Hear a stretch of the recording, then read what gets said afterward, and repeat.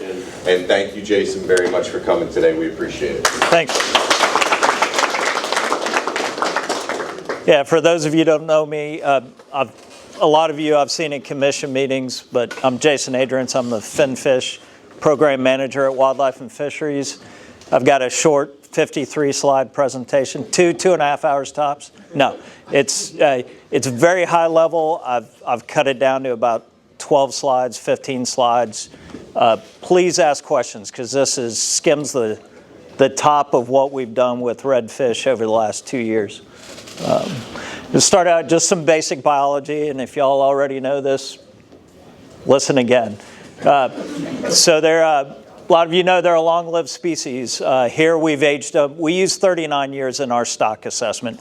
Some states they may have aged some that are a little older in the 40s. We use 39. 100% maturity in males is by about age 5, females about age 6.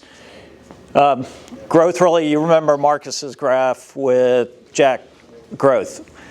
Redfish after about age 5, that growth really asymptotes. We have a hard time determining by length, really, how old is that fish.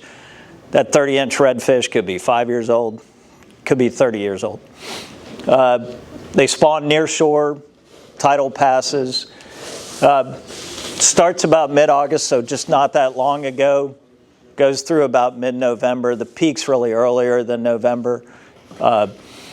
So this year's been kind of good. We've had one hurricane, but at least we haven't had a lot like the past few years when you have those young juveniles, those young of the year, those larvae, trying to make it into the estuary. Hurricanes can really wreak havoc on that. Average redfish, about 2 million eggs per spawn. Can spawn every 7 days. Doesn't mean they do. Some may not even spawn in a particular year, and they'll wait till next year. Those eggs hatch in about 2 days, roughly. They'll spend about 2 to 3 weeks in the offshore water column. Then they'll move into the estuaries. Little information about here, about 8 inches their first spring. So this presentation is based on our old regulations. So you had about 1.5 years till they got to that bottom of the slot that we used to fish here, 16 inches. Inshore population is mainly subadults, and we'll talk about that a little later, where some of our management came from and why we proposed the regulations we did. It has to do with those subadults and when they move offshore. And then they're a little more tolerant than some of our other fish. They can tolerate a wide range of salinities. Next slide. This is just a graphic of what I was talking about maturity. This is female maturity by age based on our data here in Louisiana. So you can see by age 6, all those females are mature. Most of them by age 5 cross that 50% threshold somewhere around age 4. Next. So some management history. We can go on to the next one. Wow, I got to get over here and read this. So really the first limit started in about 1984. And so you can see we just recently changed in 2024. So we had a long period of essentially the same regulations that came about mid to late 80s.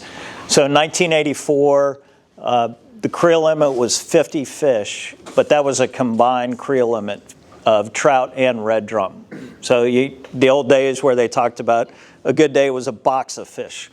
This is your box of fish, 50 redfish or trout or a mixture thereof. At that time, there was a recreational size limit that had a 36-inch maximum essentially, but allowed 2 fish over that. So then we started getting into, at this time, the federal government was really looking into redfish. You had Paul Prudhomme and the redfish craze. So management really, it was fast and furious in the late 80s. So in 86, you had for the first time a commercial size limit come in with a maximum of 30 inches. You had the recreational size limit, the maximum dropped down to 30, still 2 fish over. 87, we saw the first slot come into play in the recreational fishery. It was 14 to 30 inches, still the two fish over 30. Commercial size limit, there was a slot at that point put in place, 18 to 30. Also a quota at that time was, the quota was next year. No, it was that year, sorry, 1.8 million pounds. So 88 is when everything really, 88 had a couple months where management was several months in a row. That's when we had the old 16 to 27 come into place, the 5-fish creel. Commercial harvest at that time underwent a temporary harvest moratorium that eventually became permanent. And then red drum was given game fish status. By 91, that commercial moratorium was made permanent and it became pretty much a recreational species. 2008 was a gear change by the legislature. That was the year they allowed bow and arrow gear to be used for redfish. And then just recently, this year in June, we have our new slot of 18 to 27 inches with no fish over 27 inches. And then the creel dropped to 4, and then no guide limits allowed. So like in the past where you could go out, you could fish. If it was 4 of y'all in a guide, you could keep a guide's limit. That's no longer allowed. Next. So I'll move back over here since you got the camera. So we started embarking on red drum management a couple years ago, and with that we presented our assessment to our commission. And this is just a summary of what was in that assessment.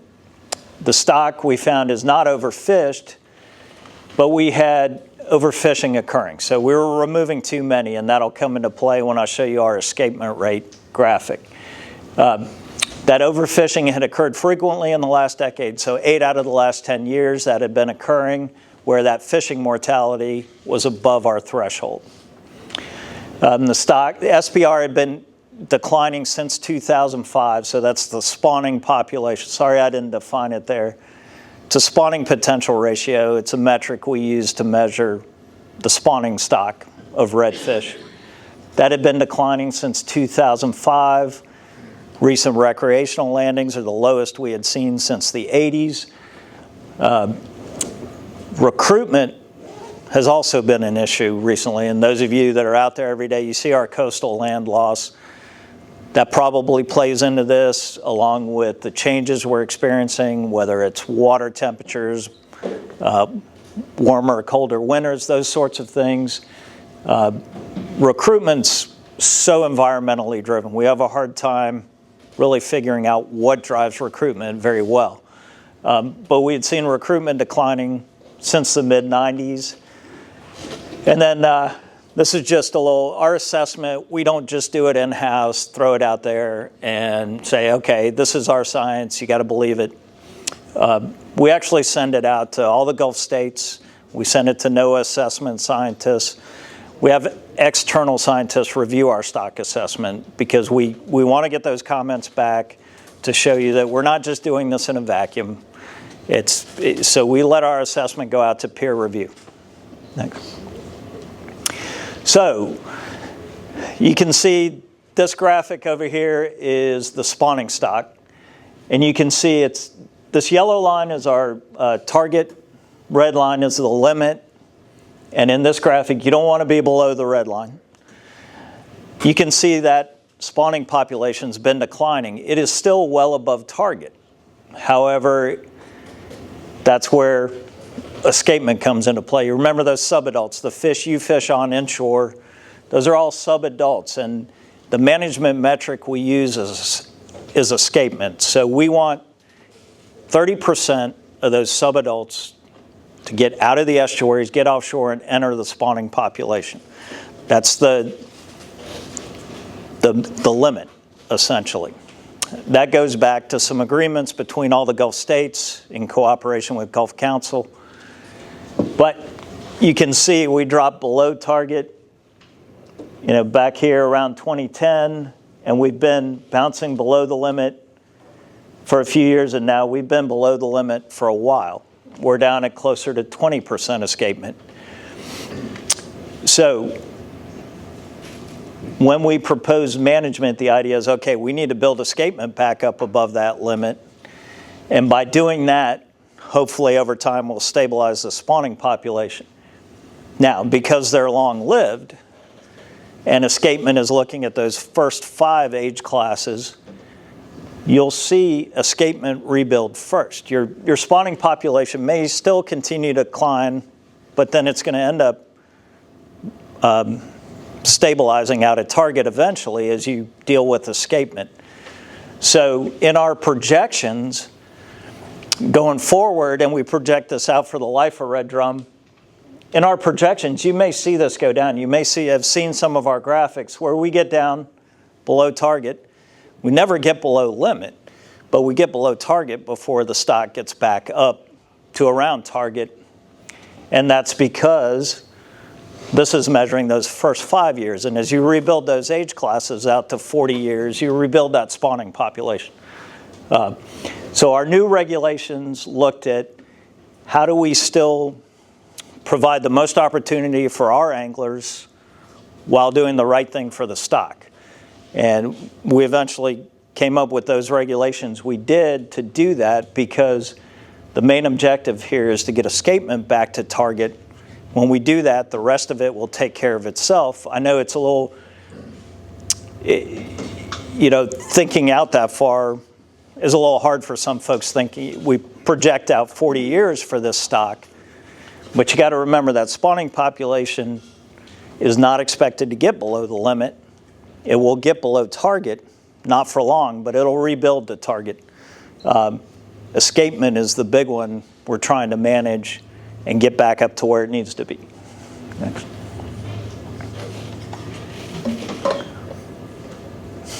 This is stuck.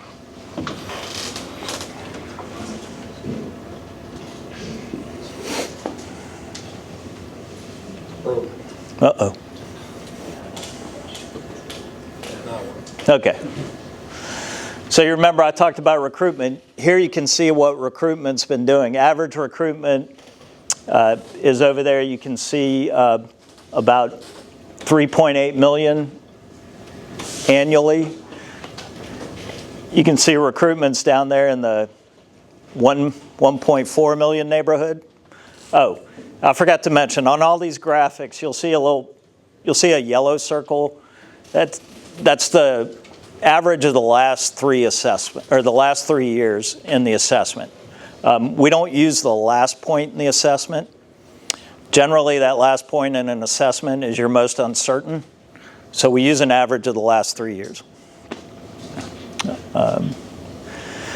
Just to give you an idea of landings, you can see kind of what's happened with the stock over time in terms of landings. You can see when the commercial fishery was really at its peak, you can see those landing, and they're divided up by inshore, offshore for the commercial landings. You can see they peaked there close to 16 million pounds a year, Gulf-wide. And then, of course, the recreational, after the commercial fishery was banned, it was strictly a recreational fishery. And you can see what happened with recreational landings is that commercial fishery was almost substituted, at least in Louisiana. Recreational landings far outpaced commercial landings at some point in the 90s. So there was still a lot of pressure on that stock, even when it became strictly a recreational stock. And you can see what landings have done recently. You can see where we've come back down and landings are lower than they have been. So Chris is going to talk about LaCreel next, but one of the things it allows us to do is we now don't just have statewide landings information. All the blue bars are the previous MRIP survey. We've hindcast and adjusted these landings to our LaCreel landings by the ratio we have of LaCreel to MRIP, but we weren't able to go to a basin level prior to LA Creel. LA Creel allows us to get to a basin level, and here you can see in those bar graphs since 2014, we've broken out the landings by each basin. Quick question. Yeah. Just, sorry, really basic question. Landings, only counts harvested kept fish, right? So discards are not in landings, or are they? In this graphic, it does not include discards. Correct. If any of you have all have seen my presentations to the commission, we will actually have landings. We'll have total harvest, landings and discards. And that's it. Tried to keep it quick and so we can do more questions. Yeah.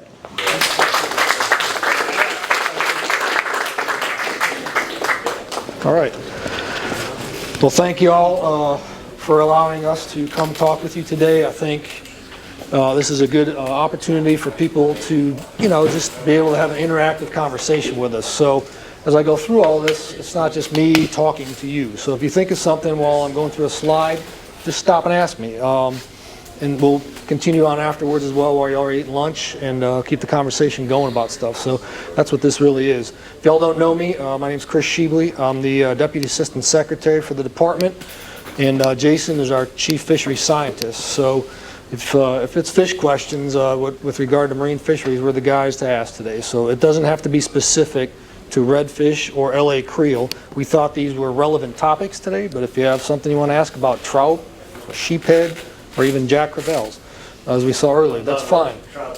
Trout's done? Yeah. He's traumatized with a little PTSD, so maybe we won't talk about trout. But anyway, so some of you were able to participate in our LA Creel 10-year anniversary town hall meeting we had back in May at headquarters. And I want to thank you all who showed up and also online for that, because it's sort of important with regards to documenting and keeping track of fisheries in our state. And as you'll see in a little bit, it expands to the entire Gulf of Mexico, not just Louisiana. It's relative for all of that. But this is kind of like a recap of what we did back in May. So it's a shorter version, but it hits on the main topics. And for those of you who weren't able to actually participate in that back then. So this is a brief timeline. As I said, it's our 10-year anniversary for LA Creel. So back before 2014, we started out with a yellowfin tuna permit, where we were issuing permits for trying to keep track of tuna that were harvested in the Gulf. And that kind of turned into basically a snapper survey. And we were looking at just red snapper for potentially state management. And then in 2014, we realized as a department, we were not getting the information that we needed to keep track of our species that we manage from MRIP. So if you all know MRIP, it's the Marine Recreational Information Program, right? That's what it is. It did not give us very good information at all about our state managed species. So for example, there were some years where our stock looked terrible and other years it looked great, but it was very inconsistent. But we found that a better survey with better saturation and a better sample size and design really worked well for our state species as we were doing the snapper survey stuff. So in 2014, we said, well, we're going with LA Creel because we need this. In 2015, we benchmarked LA Creel against MRIP. So that meant we did side-by-side surveys. So if any of y'all remember that, it was probably a giant pain for you guys coming back to the dock and getting hit with two different surveys. But what that did is it allowed us to be able to show LA Creel provided the best or better data than what MRIP did at the same time. So the feds, NOAA, certified us in 2018 as a replacement for MRIP. So now we're running wide open with LA Creel, and we do not have to have MRIP in the state of Louisiana. Other states still use it. And then we had 9 species up until 2021. We added triggerfish to the roster of species that our ROLP actually surveys. So if you do offshore fishing, you have to have a recreational offshore landing permit. It's required, but it's free. But it allows us to identify those groups of anglers that go offshore saltwater fishing. And that's the biggest problem with MRIP in the Gulf, is that it used the saltwater license frame to define effort in the Gulf of Mexico. So if you're trying to find out how many people are going fishing, you don't call the entire saltwater angler system and ask them if they went fishing and apply that to offshore species only, because Jason might have a saltwater license, but he might only go trout fishing because he hates trout. No, just kidding. But the guys that go offshore fishing, we need to define them separately from the guys that go inshore fishing. So that's what the RLP actually helps us do, and it got implemented at that same time. So next slide, please. So this is the definition of what it really does, but in a nutshell, It helps us to monitor our inshore species that we're required legislatively to manage. So that's mullet, black drum, flounder, sheep's head, and then we also obviously manage with stock assessments, red drum and spotted sea trout, but those are not legislatively mandated. But we do it ourselves. Next slide. So the journal methodology, and we're going to have a kind of flow chart for this in one of the next slides here to break it down, but essentially when you come to the dock and one of my biologists comes up there and asks you, did you go saltwater fishing today? That's the first question they ask. And you say yes. Then they proceed to a series of questions after that. And they're going to ask you, you know, how many fish did you keep? How many did you let go? What did you target? What was your, you know, species of harvest?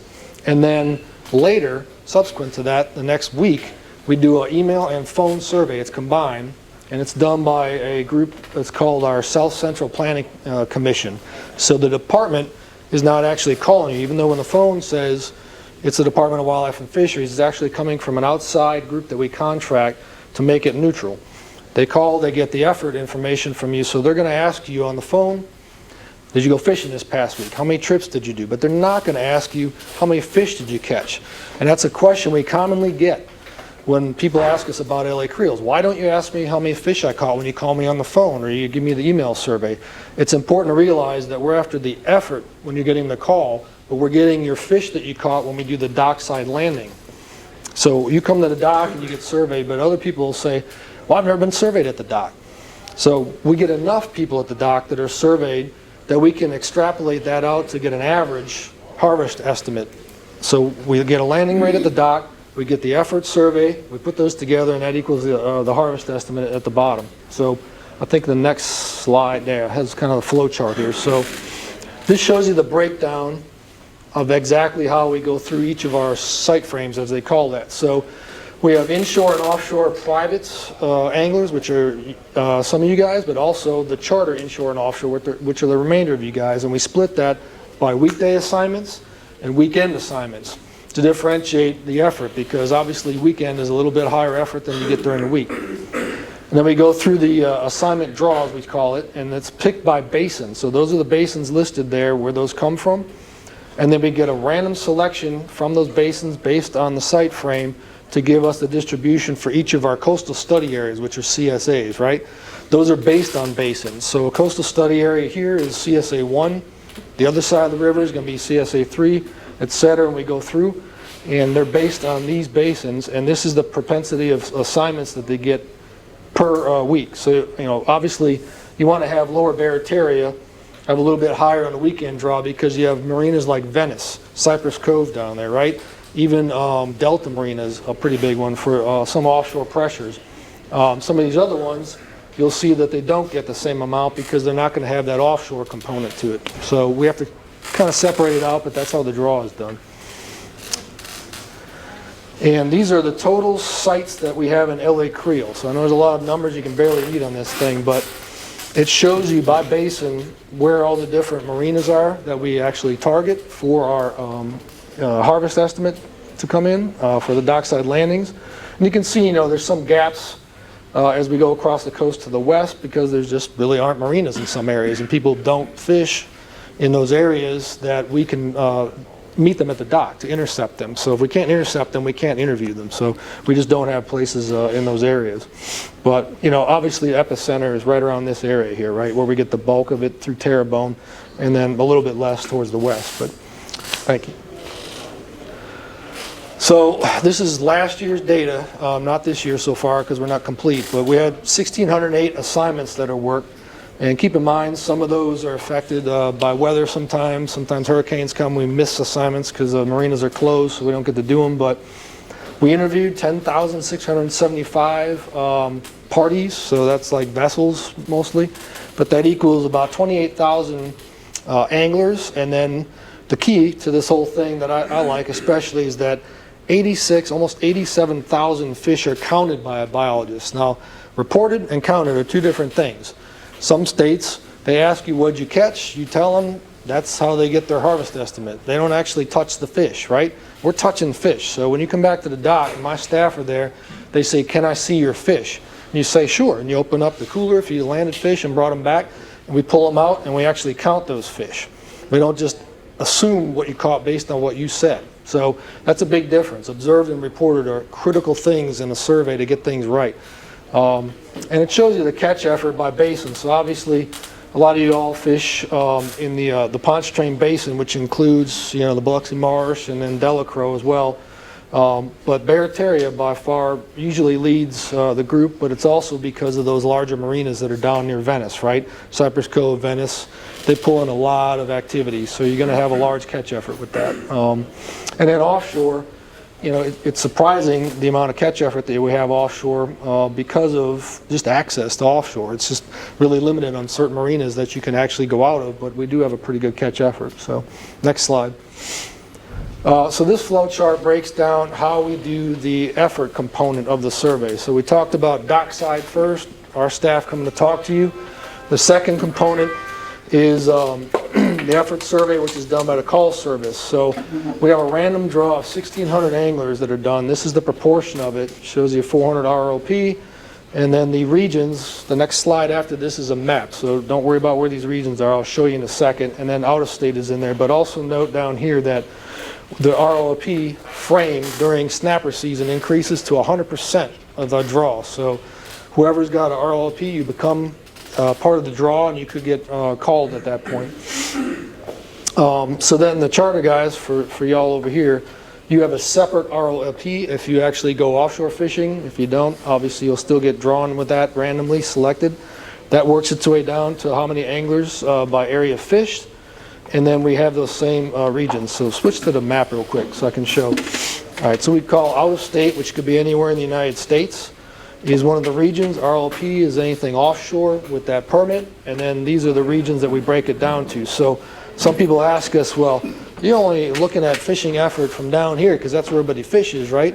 You're not talking to people up here. Well, we are, because they have a saltwater license. They might live up in Monroe, but they go saltwater fishing sometimes. So they're going to end up in that draw for a random call, just like you are if you live down here. And they may or may not have gone fishing. If we call and they say no, well then they didn't, and it doesn't go into the effort. So that's how this works. It works pretty well. A lot of other systems don't go to this level of refinement, and I think that's important to understand. So next slide. So this is the effort breakdown by those different regions that we just showed. 97,600 attempted survey contacts, so that includes the email that goes out first. If you get the email first and you respond to it, you won't get called.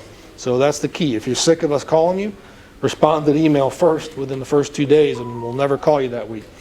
The completion rate is 50%, but that's not the compliance rate. So that's a big difference. I want you to understand that the completion rate of those is 50% of those attempted survey contacts, which is still larger than anything MRIP has ever had.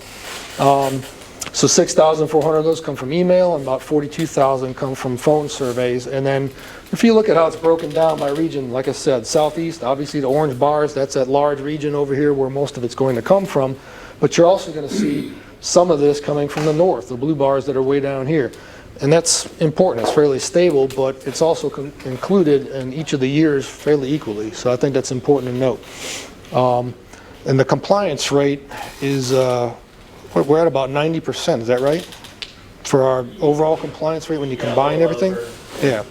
In some other states that have surveys where they use app-based surveys, their compliance rate is below 50%, just so we realize that. But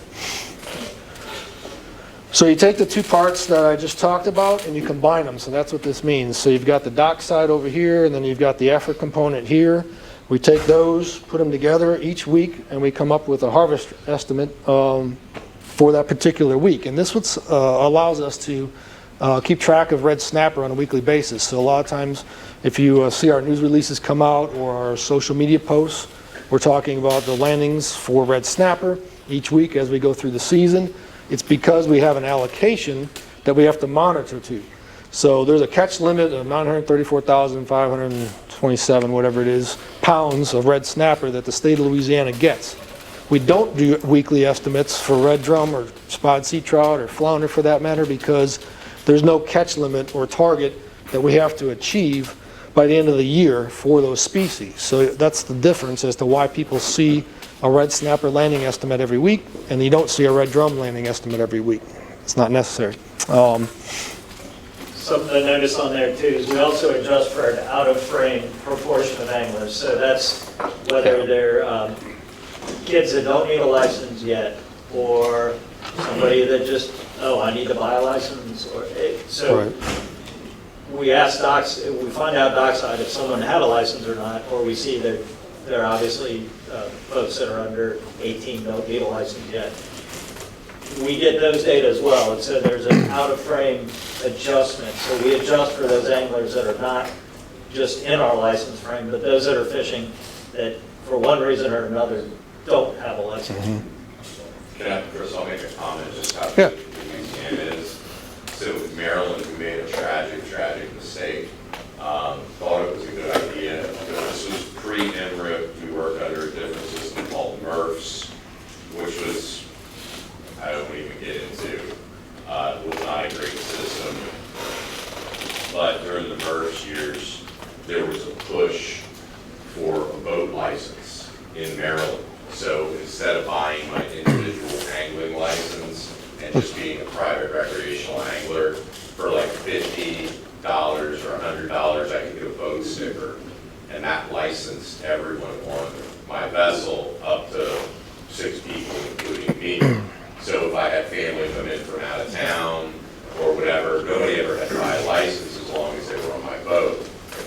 So the unfortunate side effect of that is we have no clue how many people are fishing in the state of Maryland and the Chesapeake Bay, because you just have blanket coverage. We know how many boat licenses we sold, and that's about as good as a screen door on a submarine, because we don't know how, were they averaging 2 people, 3 people? Do they have family in every weekend? Do they have, 5 kids who are above 18 and they don't have to buy licenses? It is, and it's almost like you open up Pandora's box and you can never take it back. Yeah. Because if you took a boat license away, there would be a meltdown. And then to take it a step further, in saltwater, there's several states on the East Coast that don't require a fishing license.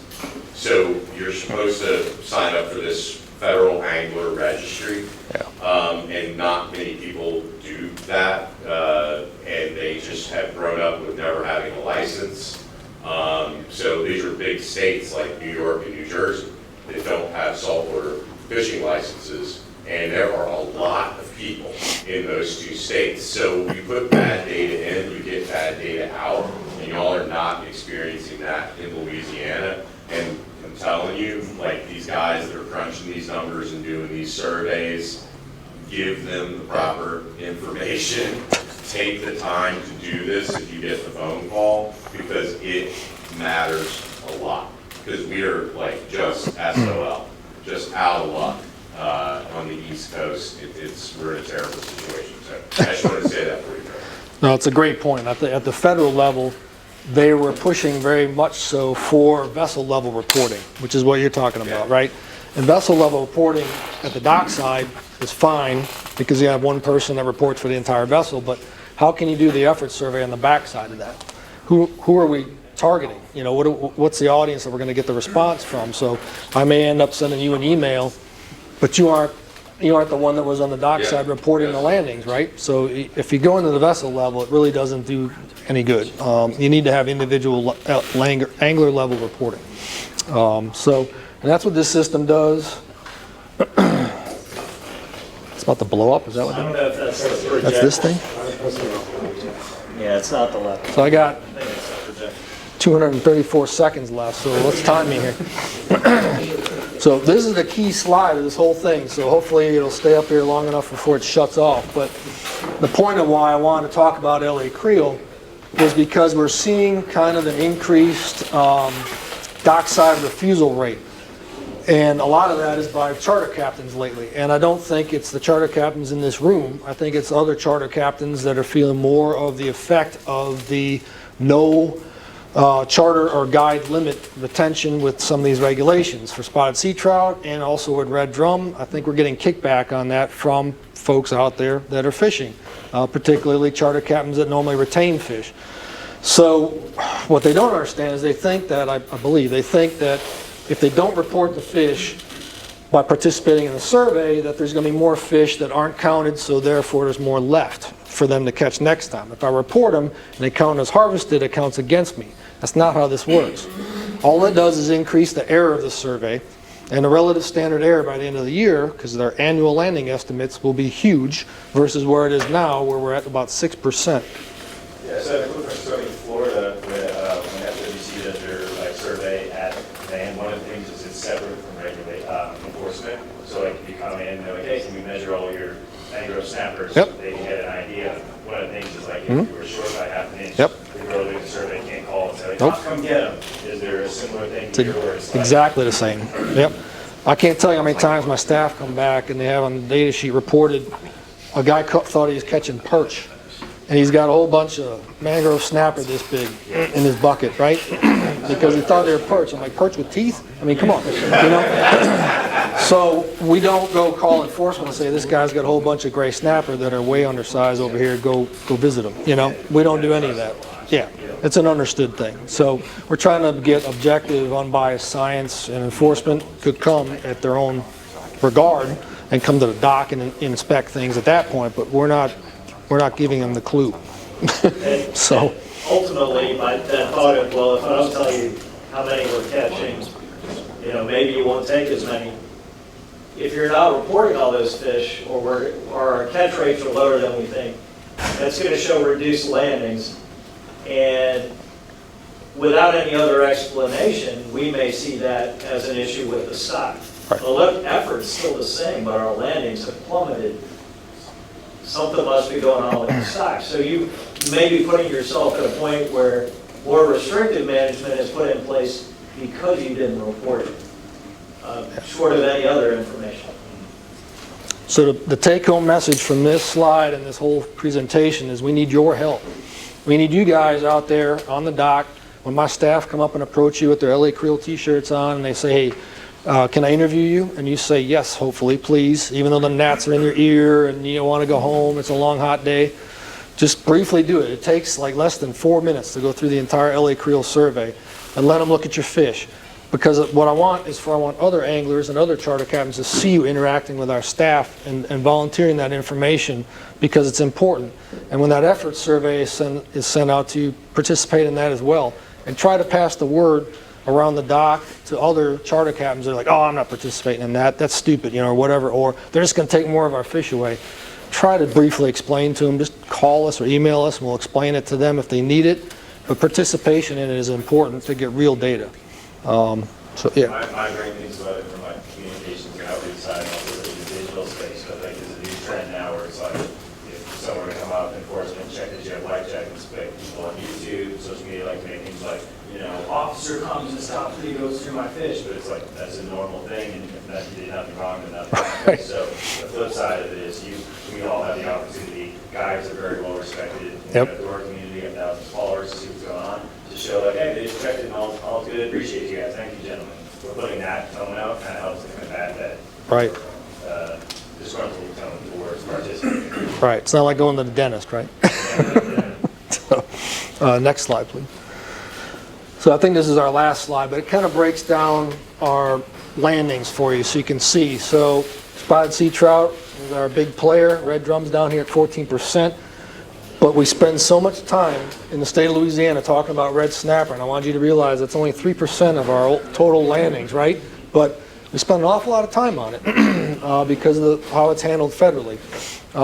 Sheepheader about 4%, and then, you know, interesting is that we get this many white trout, right? I mean, 13% makes up a pretty good portion of the pie, I guess, so to speak. And, you know, up until 2 years ago, we started seeing more largemouth bass at saltwater creel assignments. They just were showing up because we were in kind of a fresh period, you know. Now we've had 2 drought years, the back-to-back the past 2 years, and salinity's gotten higher. So there's a little bit less in our landings than we had recently, but they're still out there as well. And the croakers seem to be making a comeback. There's some larger croakers I've seen some catches this year too. Explanation for the larger croakers coming back? I don't know. Maybe it's coincidental where there's less shrimp boats out there. I don't know. Oh, I have a comment about that. So our shrimp industry, y'all, so this is, if y'all want to, like, y'all shrimp industry is managed pretty well.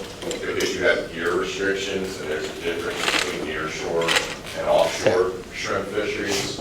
So in the lovely state of North Carolina, there was a guy called Carlos Raphael, who I'm sure Chris and Jason probably read some articles about, but his nickname was the Codfather. And he owned pretty much every boat in New Bedford, did all the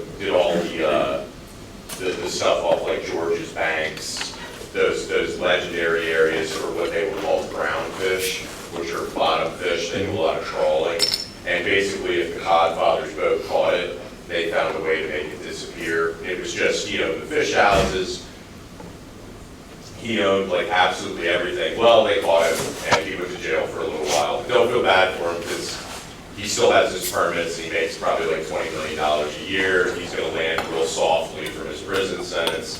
But a few of those boats were sold to North Carolina because they have no regulations on inshore shrimp trawling. So when I looked at the redfish stock assessment, there were a couple of 100,000 adult redfish that were bycatch in the offshore shrimp industry, which is an issue. Okay, that's an issue. There's not a lot of observer coverage. But when you look at what's going on in North Carolina, so I was really happy to hear like, hey, what's going on with the big croakers? Because in the bay, our bay, we had giant, like we call them horse croakers, and they would get like 17 to 21 inches, and they were awesome to catch. They'd pull your elbow out of the socket, like so much stronger than a striper. Yep. They were awesome. And then the shrimp fishery opened up in North Carolina. The bycatch was 2 billion croaker in 2020, and then the next after croaker is juvenile weedfish and juvenile spot.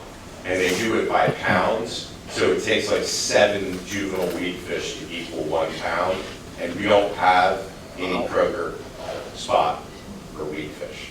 Because they bought the Carlos Raphael boats, and I could go real deep into it, but they're doing like 300-foot otter trawls inside Pamlico Sound and intercepting all those juvenile fish.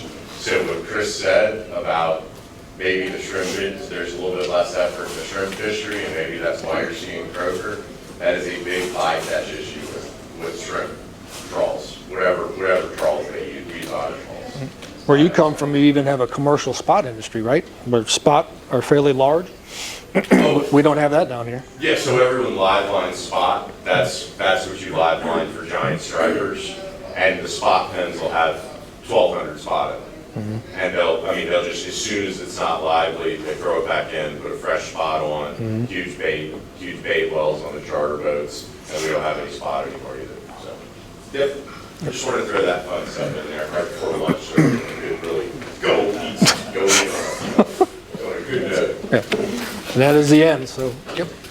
These percentages, are there any particular ones that stand out that have changed, say, over the last decade? Just anecdotally, the area where I do most of my fishing, seems like the black drums were very plentiful years ago, and then they almost disappeared. I was rarely catching them.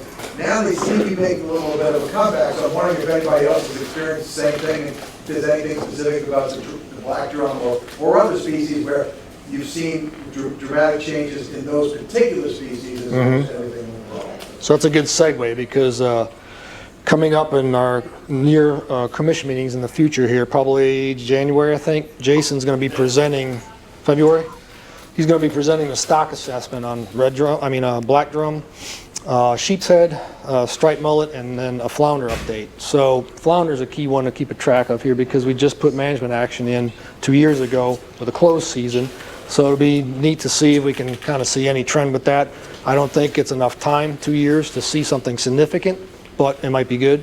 But also the black drum assessment will be coming back from all peer reviews that are going on, and it'll be interesting to see what that has. So keep tuned to future commission meetings, and we'll have that posted. Yes? So I'll be talking a lot about the econ in a second about this, but I can't praise you all enough about how lovely it is to work with data like this. As an economist, that's just super rare. But the survey Tricia was talking about is alarming, and that rejection rate. You don't think, do you have any, I know from the state level, right, no budget for this, but maybe folks who are committed to helping, what would be the perception if you could start to raffle off like, incentivize the survey, right? So like every 1,000th survey or 100th survey gets a raffle winning. Would that breed more distrust, or would that help? I know it's also like a multi-year thing. As more and more Right. people trust, then you tip the scales and you get a good juju moving along, right? Yeah. But if it gets out of hand, then it renders the survey effort really difficult. And I understand the predicament y'all are in. I love your point about noise, right? As the survey goes down, the noise goes up, and Right. it's really hard to measure, and that standard error is going to blow up. So like, is there things that people can do to like help y'all incentivize these surveys, or is it just going to breed more distrust? We did some research on what would it take to get, we worked with somebody who did research on what would it take to get 100% compliance on tag returns. Right. I think for red snapper, and it was a $500 reward for tag. So I'm not there yet. Right. So I do as good as I can with the association, and I give you $500 to return a tag. And So, one thing to notice on this, that the top of that scale is 4%, so it's not 100%. Right. But it is a trend we want to watch out for. It's not detrimental yet, and it is very localized. Now, part of that stems from, we've had longer and longer red snapper seasons over the past few years. 100% of those offshore charter captains get called weekly when snapper season is open. So that also leads to like, you're calling me this week again, when typically, in the typical survey, if we selected you one week, you're not selected the next week, but you could be the week after. When snapper season's open, if you're a captain that's possessing any of those offshore species, you're getting called every week. That doesn't help. So part of this could be survey fatigue. Oh, yeah. I think there's a lot of survey fatigue in here, and then there's also another element that's part of this that's localized. But yeah, survey fatigue has a lot to do with this. Is the response to that, or one of the solutions to that, more people participating less frequently? So instead of certain people carrying the brunt of the load, is it like, if there's a million people that just did it every once in a while, it's better than 10,000 that have to do it every week? Is it something like that, or is that? Well, so with those offshore charter captains, that frame is about 110 to 20 captains. If we didn't have to monitor red snapper weekly, but we do. So unfortunately, there's no good solution right now. And honestly, LaCreel, if it weren't for red snapper, we probably would need to go to a weekly level of resolution. Yeah. I think the next one, so the food is ready, and y'all are more than welcome to ask, the folks from LDWF questions while you're eating. So we got shrimp and grits, we have chicken, there's bread pudding with banana toast, like, there's a lot of food here, so I hope y'all are hungry. schedule And wise. here comes the schedule. Like everyone, we don't want this to feel like you're in class and you're like, shit, man, I'm running out of brain space. Like, go take deep breaths, chat with each other, make new connections and stuff, grab food, move some chairs around, get comfortable. And probably come back to both our last two speakers here, both dynamic, they'll have some energy and also very easy going. So we might even be able to kick off the next one while everyone's kind of wrapping up lunch and try to keep everyone on schedule. If the next two not to be missed, so we have like the full-blown technology of how we're helping folks like Chris and Jason with, obviously you got the impression of how important data is for them, and then it'll obviously be that kind of the economics of fishing, and Ben does this all the time with college students and grad students, so he should be able to handle y'all okay. But I know there's gonna be a post-lunch, I wanna take a nap, but let's just keep it going a little bit more. These will be two quick and awesome discussions, and then we'll wrap up. And we'll also draw like another raffle prize. So somebody, we got a bunch of stuff to give away, so. Thank you, y'all Jason. go. Thank you.